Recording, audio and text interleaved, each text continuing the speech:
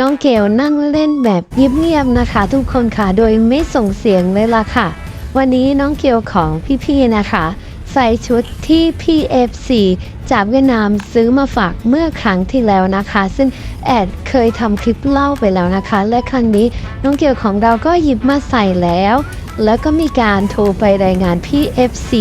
จากเวียดนามด้วยนะคะเรียกว่าน่ารักมากๆเลยนะคะก็ต้องยกเครดิตให้ป้าเจี๊ยบล่ะค่ะอัปเดตความน่ารักของน้องเกลบายลุงป้อมค่ะโดยลุงป้อมนะคะได้ลงโมเมนต์สุดน่ารักนี้นะคะพร้อมกับแคปชั่นว่าของเล่นของเด็กผู้หญิงเลิศมากเจ้ลูกเกล